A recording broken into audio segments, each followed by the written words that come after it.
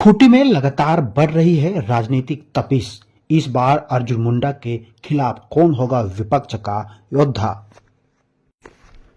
लोकसभा चुनाव 2024 का बिगुल तो अभी बजा नहीं, लेकिन राजनीतिक हलचल पूरी तरह से बढ़ गई है। एक के बाद एक विभिन्न राजनीतिक दलों द्वारा जगह जगह पर जनसभा हो रही है। जनता को आकर्षित करने के लिए लोक लुभावने वादे किए जा रहे हैं। विपक्ष पर सियासी बाण से हमला किया जा रहा है। वहीं भगवान बिरसा की धरती पर राजनीतिक तपिश बढ़ गई है। हम बात कर रहे हैं खूंटी लोकसभा क्षेत्र की। यहां के हर चौक चौराहे पर, यहां तक कि कार्यालयों में भी चुनाव का चर्चा शुरू हो गया है। सबसे ज्यादा चाय की दुकानों पर खूंटी संसदीय क्षेत्र की चर्चा हो रही है। सभी लोग इतना मान रहे हैं कि इस बार चुनाव जंग मुख्य मुकाबला भारतीय जनता पार्टी और कांग्रेस के बीच ही होना है, क्योंकि पिछली बार कांग्रेस के ने ही बीजेपी के अर्जुन मुंडा को कड़ी टक्कर दी थी, जिसमें वो हारते हारते बच गए। लोगों का कहना है कि इस बार अर्जुन मुंडा को कोई टक्कर देगा तो वह है कांग्रेस। पर लोगों में इस बात को लेकर अधिक चर्चा है कि कांग्रेस अपने किस योद्धा को अर्जुन मुंडा के खिलाफ मैदान में उतारती है। कांग्रेस के टिकट के मुख्य दावेदारों में पहला 2 बार लोकसभा चुनाव में भाग्य आजमा चुके पूर्व विधायक कालीचरण मुंडा और दूसरा हाल ही में कांग्रेस का दामन थामने वाली विस्थापन विरोधी के नेता मूल रूप से अपनी पहचान बनाने वाली दामिनी बारला है। कालीचरण मुंडा ने ही 2019 के लोकसभा चुनाव में केंद्रीय मंत्री अर्जुन मुंडा को कड़ा टक्कर दिया था। वहीं दयामणि बारला की बात करें तो वह 2019 में लोकसभा चुनाव में अपनी किस्मत आम आदमी पार्टी के प्रत्याशी के रूप में आजमा चुकी है।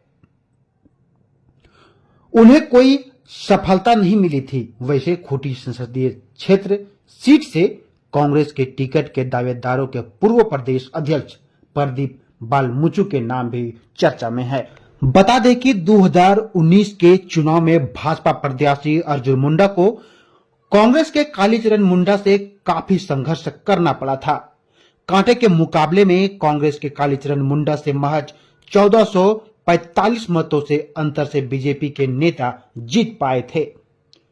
उस चुनाव में अर्जुन मुंडा को 3,82,638 वोट मिले थे, जबकि कांग्रेस प्रत्याशी काली मुंडा को 3,81,193 मत मिले थे।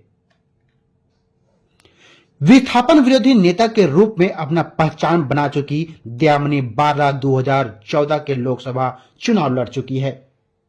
आम आदमी पार्टी के उम्मीदवार के रूप में दयामणि बारला अपना भाग्य आजमा चुकी है। यह अलग बात है कि वे अपनी जमानत तक नहीं बचा पाई थी। उस चुनाव में उन्हें महज 11,822 वोट मिले थे। दयामणि बारला अपनी आदिवासी हितैषी की छवि को लेकर चुनाव में उतरी थी, पर आम आदमी पार्टी को कोई जनाधार नहीं होने के कारण उनकी जमानत जब्त हो गई थी। इस बार लोकसभा चुनाव से पहले दयामणि बारला कांग्रेस का दामन थाम चुकी है। देखना होगा कि खूंटी लोकसभा सीट से पार्टी किसे उम्मीदवार बनाती है।